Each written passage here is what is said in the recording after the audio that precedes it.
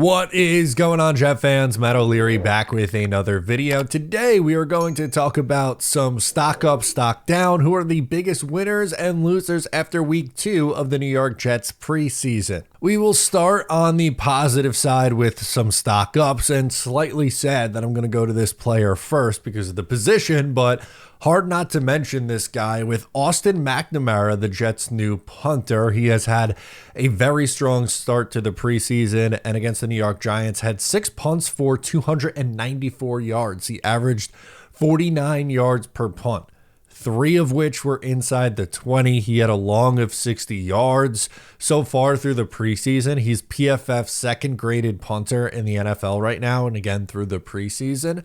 And just looking at the first 2 games, he's averaging 48.6 yards per punt, which would have had him 13th in the NFL a year ago.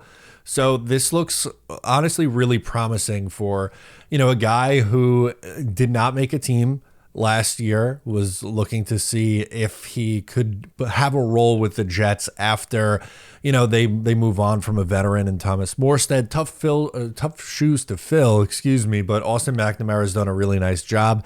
And he was probably the best Jet in this game in week 2 against the Giants. Again, don't love that you have to start by highlighting the punter as someone who stood out the most, but it would be a disservice if we did not mention his strong start to the preseason. My next stock up is Kene Nwanu, the kick returner / running back. He had a 38-yard return in this game. Looks like the leader in the clubhouse as the kick returner, but also had a strong day carrying the football, 6 rushes for 51 yards. On special teams, we talked about the 38-yard return. He also downed the ball inside the 5 on a punt. So he, had a better week than Donovan Edwards did at both running back and kick returner, which this week, after a strong week 1 performance from Edwards, they were trying to get him involved in special teams. Did not have nearly as much success as Nwanu has. And with the rule changes and how important kick returns are going to be, I really think Nwanu's done a lot to make this team. I think there's going to be an emphasis on specials, and I think Banjo's done a really good job with his unit on specials so far. And Nwanu, with, again, the performance that we've seen from him at running back, I think is enough for him to stick as RB4. And then you add on top of that the ability as a kick returner. He's been an all-pro at the position before, returned a kick for a touchdown last year with the New York Jets. I think he's going to make this team, honestly. My final stock up, I'm doing 3 for each. Dean Clark. He led the team in tackles in week 2 against the Giants. 1 was a tackle for a loss. He picked up a sack in this game in the red zone. He had 2 passes defended, including one right on the goal line on 3rd down. Really big play in a big moment. And honestly, I think the safety play wasn't great in this game.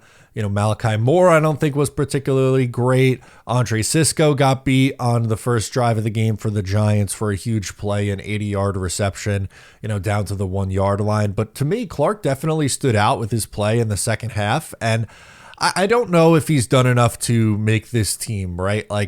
It's going to be really, really challenging for a guy like him to make the roster, but he's not going down without a fight. And I appreciate that. That's something that I look for, on these fringe roster players in the second half of these preseason games is, can they make these decisions hard on the coaching staff and front office? And, with Clark's performance in week 2, I think he did that. So we'll see if he has another strong week of practice this week before the Philadelphia Eagles game. And he is definitely someone who I'd imagine gets a lot of playing time in that game. Guys, there's something about a clean Monday shave that just hits different. Lately, the razor from House of Atlas has become part of my reset ritual. Coffee in hand, questioning my Sunday bets and trying to forget I benched the guy who dropped 30 in fantasy. That's unfortunately just what happens here.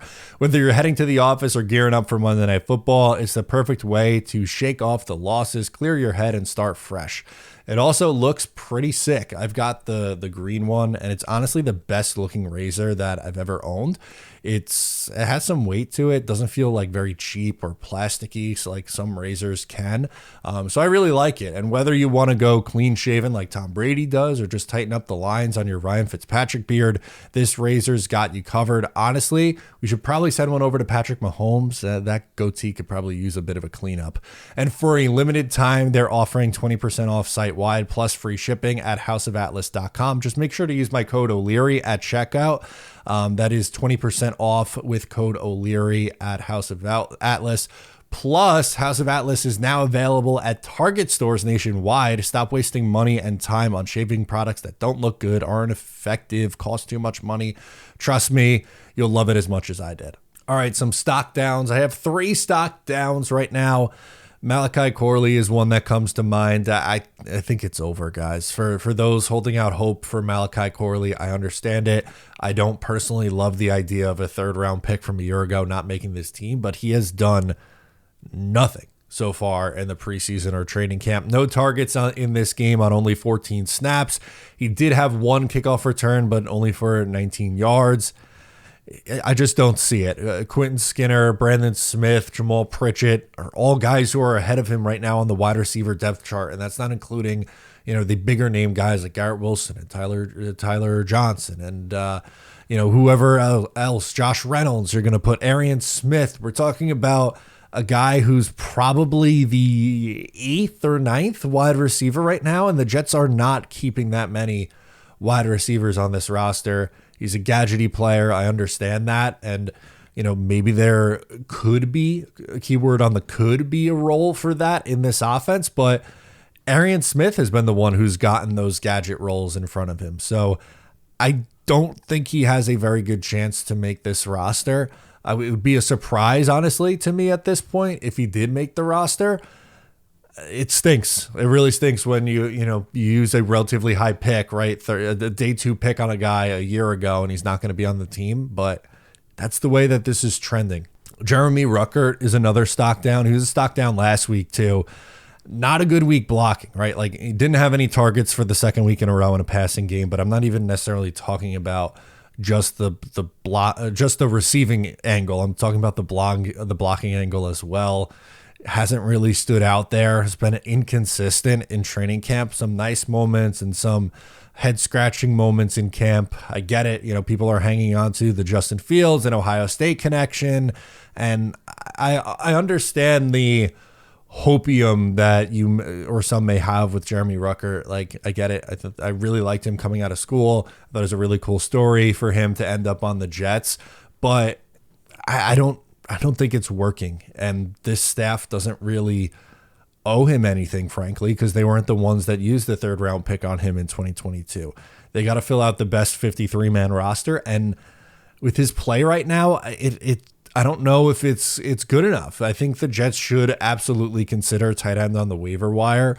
That's going to be coming up after the final preseason game. There's, a little 2-week break before the Jets regular season starts. And like, looking at positions that I think the Jets should absolutely be in on the waiver wire, tight end is one of them.